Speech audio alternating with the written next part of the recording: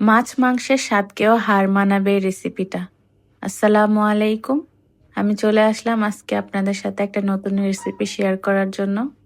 তো এই রান্নাটা করার জন্য প্রথমে আমাদেরকে নিতে হবে ডিম। আর এটা মূলত একটা ডিমের রেসিপি। তো এখানে আমি 6টা ডিম নিয়ে নিলাম। তার উপরে দিয়ে দিলাম একটু লবণ আর একটু ব্ল্যাক পেপার। তা আমি এখানে ডিমটাকে স্টিম করে নিব। তো সেজন্য আমি চুলায় গরম পানি দিয়েছি আর নিচে একটা স্ট্যান্ড দিয়ে দিয়েছি যেন ডিমটা ঠিকভাবে বসে। তো আমি 15 মিনিট পরে এটা নামাইলাম, দেখেন সুন্দরভাবে কুক হয়ে গেছে। তো এটাকে আমি ছোট ছোট পিস করে কেটে নিব। আপনাদের যেভাবে সাইজটা ভালো লাগবে সেভাবে কেটে নেবেন। তারপর আমি প্যানে একটু তেল দিয়ে দিলাম আর এই ডিমগুলোকে এখানে আমি হালকা আঁচে একটু ভেজে নেব, হালকা করে একটু ভেজে নেব ব্রাউন ব্রাউন করে, যেন পুড়ে না যায় ওটা খেয়াল রাখতে হবে। এই যে ডিমগুলো আমি ভেজে নিলাম। তো এই রান্নার জন্য আমি একটা পেস্ট তৈরি করব।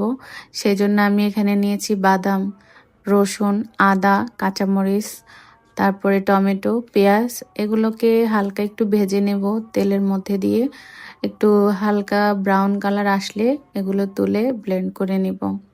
তারপরে প্যানে আমি তেল দিয়ে দিব। তেল দেওয়ার পরে এখানে আমি একটু জিরা দিয়ে দিব ফোড়নের জন্য। আর এখানে দিয়ে দিব পেঁয়াজ কুচি। পেঁয়াজটাকে এখানে বাদামি করে ভেজে নেব আর এর মধ্যে দিয়ে দিব যেই মিক্সটা আমি তৈরি করেছি সেটা এখানে দিয়ে দেব। আর সেটা দিয়ে আমি একটু পানি দিয়ে এই মশলাটাকে একটু ভালো করে কষিয়ে নিব, যেন আদা রসুনের যে কাঁচা একটা স্মেল আসে সেটা যেন না আসে, সেই জন্য ভালো করে ভেজে নেব। এরপর আমি এখানে শুকনো মশলাগুলো অ্যাড করব, জিরা, ধনিয়া, তারপরে হলুদ, মরিচ, এগুলো আপনারা আপনাদের পরিমাণ মতো দিতে পারেন। আর ঝালটা একটু বুঝে দিবেন, কারণ ওখানেও ব্ল্যাক পেপার আছে, ওখানে একটু ঝাল আছে। তো ঝালটা যে যেমন খেতে পছন্দ করেন ওভাবেই দিবেন।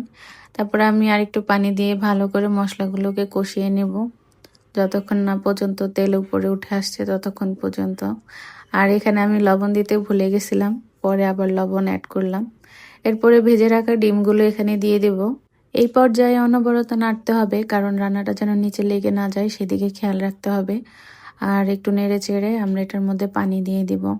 পানি দিয়ে এটা রান্নার জন্য ঢেকে দেব 15 মিনিট। আর এর মধ্যে একটু নেড়ে দিতে হবে যেন রান্নাটার নিচে লেগে না যায়। নেড়ে দিয়ে আবারও ঢেকে দেব। আমাদের রান্নাটা প্রায় কমপ্লিট। তো নামানোর আগে আমি এখানে একটু ধনিয়া কুচি দিব ফ্লেভারের জন্য। ধনিয়া কুচি দিলে খেতে ভালোই লাগে। তো এই যে আমাদের রান্নাটা শেষ।